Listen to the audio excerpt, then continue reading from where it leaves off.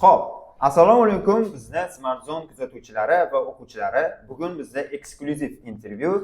Men oldimda ikkita rekordchilarimiz o'tiribdi. Biri hududimizdagi eng yuqori ball sohibi Azamat aka va 10 kun ichida B2 holderga aylangan o'quvchimiz. Salomlashib olishingiz mumkin. Assalomu alaykum hammaga. Assalomu alaykum hammaga.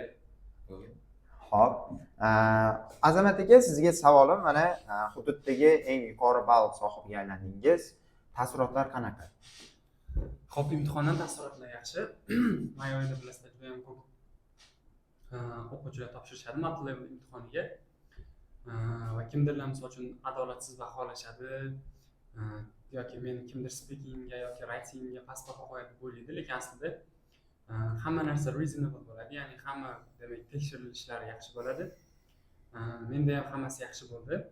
Faqat meni ham qiynalgan demak qismi bu gapirish qismi, speaking qismi bo'ldi. Chunki tayyorlanishga vaqt berganda ham, gapirishga demak ruxsat berilgan vaqtda ham signal beriladi. O'sha narsa odamni ozgina chalg'itib qo'ydi. Lekin umuman olganda imtihon yaxshi o'tkazildi. Rahmat. Xo'p, endi biz o'quvchimizga yuzlanamiz. Mana Ozodbek, sen IELTS o'qib yurganding shu paytgacha va maqsad bo'yicha, o'zi niyat bo'yicha kuzda IELTS topshirmoqchi eding. Va birdan fikr o'zgardi va seferga qiziqish uyg'ondi. Registratsiya tugashiga 10 kun qolganda, may oyidagi oxirgi imtihonga birdan sefer topshirging kelib qoldi va registratsiya qilding. Xo'p, ana o'sha 10 kun qanaqa o'tdi senda? Mana shu yangi narsa, umuman ko'rmagansan sefer, hali IELTS bo'yicha ishlab yurgansan. Seferga mana 10 kun tayyorlanding. Mana ko'pchilik furor ko'taryapti 10 kun ichida deb. Ana shu 10 kun haqida qisqacha o'zingdan kechgan hissiyotlari gapirib bersangiz.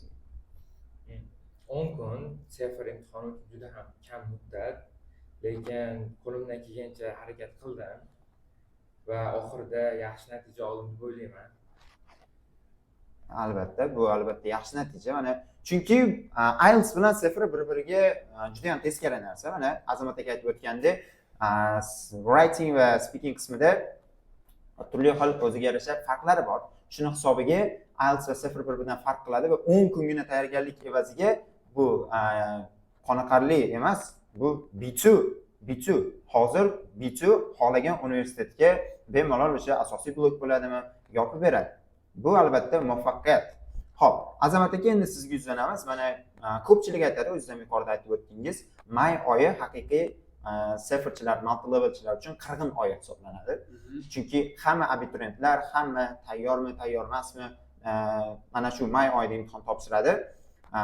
Lekin shunday gaplar ham borki, may oyida adolatsizliklar ham bo'lib turadi. Ya'ni hammaga birdaniga B2 berib yubormaslik uchun may oyiga alohida tayyorlangan qiyin savollar beriladi. Mana shu gaplarga qanday qaraysiz? To'g'risini aytsam, bu fikrlarga qo'shilmayman, chunki ko'pchilik o'quvchilar orasida gap chiqib ketdi. Misol may oyida qiyin bo'lar ekan, ustozlar ham imtihonni may oyida topshiradi, o'quvchilar ko'payib ketadi, baholash misol uchun yaxshi bo'lmaydi degan gaplar bo'ldi. To'g'risini aytsam, bu fikrlarga qo'shilmayman, chunki hamma narsa oqilona o'tkaziladi. Misol uchun writing qismlari ham, speaking qismi ham demak o'sha ekspertlar tomonidan bittama-bitta baholanadi va hammani demak o'sha balli yaxshilab hisoblab chiqariladi. Mana shu. Xo'p, yana bir savolim, hozirgi kunda juda ham ommalashayotgan mana shu bizda onlayn kurs ochgan o'qituvchilar bor, juda ham ko'p. Mana shu onlayn dars o'tayotgan mana shu sefer multi-level imtihoniga tayyorlovchi kurslar turli xil shablonlar tarqatishyapti. Mana writingga shablonlar, speakingga shablonlar, hamma o'quvchilar o'rtasida bu virus kabi tarqalyapti shablonlar. Va mana shu shablonlarning orqasidan juda ham past ballar olib chiqyapti. O'sha ko'rdik biz 19 ball olganni ham 23-36 ball o'sha writing speaking qismida mana shu shablon orqali shunaqa ball olgan o'quvchilarni ko'rdik. Mana shu shablon bilan ishlashga, shablonga suyanib qolishga qanaqa qaraysiz? Xo'p, shablonlarga keladigan bo'lsak, avvalo imtihon topshirayotgan odam o'zi ingliz tilida yaxshi bo'lishi kerak. Mana shu aynan writing va speaking qismi uchun. Chunki misol uchun eng yomon tomoni shablon yodlab olgan odamlarda shunaqa bo'ladiki, shablonni misol uchun boshini yozadi-da, qolgan qismi esdan chiqib ketadi. Nima yozishini bilmay misol uchun writingni tugata olmaydi yoki bo'lmasa speaking part 2 qismi bo'lsa ham, part 3 qismi bo'ladigan bo'lsa ham, demak o'sha shablonni qaysi joyi esda qoladi, qaysi joyi esdan chiqib ketgandan keyin albatta past ball olishiga olib keladi.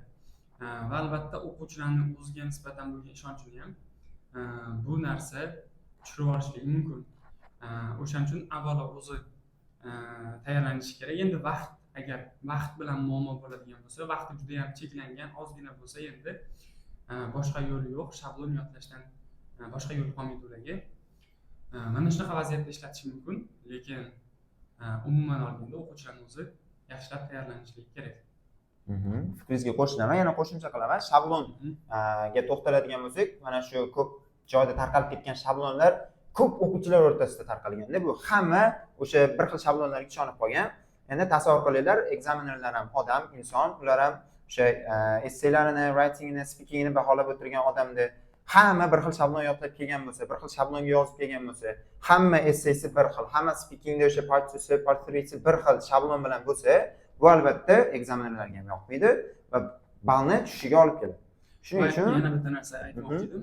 Mana shu edi, misol uchun imtihon topshirib chiqqaninglardan keyin bilasizlar, ko'p mashhur kanallarda, aynan mana shu multi-level Cefr kanallarida javoblar tarqashni boshlaydi. Ko'p chiqqan imtihonlarning javobi tarqaladi. Lekin bu javoblarni har doim to'g'ri deb o'ylab qolmanglar. Shunaqa vaziyatlar bo'ladi. Misol kimdirlar siqilib qolib, "Voy, men bu so'zni umuman menda chiqmadi, topolmadim" degan vaziyatlar ham bo'ladi. Misol men o'zimda ham shunaqa bo'ldi. Menda listening, readinglarim misol uchun 75 chiqqan bo'ladigan bo'lsa, imtihon topshirib chiqqanimdan keyin javoblar tarqab ketgan vaqtda men ham o'zim yozgan javoblarni ularning orasida topolmadim va boshida misol uchun o'ylab qoldim, men ham xato yechdimmikan degan narsa bo'ldi. Lekin men sure edim, o'zimga ishonardim to'g'ri javob olganimga va ko'pchilik o'sha tarqab ketgan javoblar noto'g'ri bo'lib chiqdi. Xo'p, rahmat mazmunli suhbat uchun. Mana o'quvchilarga juda ham kerakli maslahatlar berildi, nima to'g'ri, nima noto'g'ri. Demak, umumiy oxirida savolni beraman, ko'pchilikka qiziq bo'lgan. Agar mana umumiy oladigan bo'lsak, o'quvchi solishtirmaymiz, misol chet elga ketadigan bo'lsa, bunisi aniq, lekin O'zbekiston universitetlariga topshiradigan, O'zbekistonda qolmoqchi bo'lgan studentlarga qaysi sertifikatni maslahat bergan bo'lardingiz? Azamat aka, IELTS yoki Cefr? O'zbekistonga o'qishni topshirmoqchi bo'lganlar albatta o'zimizni multi-level imtihoniga topshirib, shu multi-level sertifikatni olishni maslahat beraman. Ozod, mana sen ham IELTSni ham Cefrni formatini ko'rgan o'quvchi sifatida o'zing tanla, mana Cefr yoki IELTS. O'zbekiston sharoitida B2 sertifikatini olish IELTSni B2siga qaraganda sal osonroq.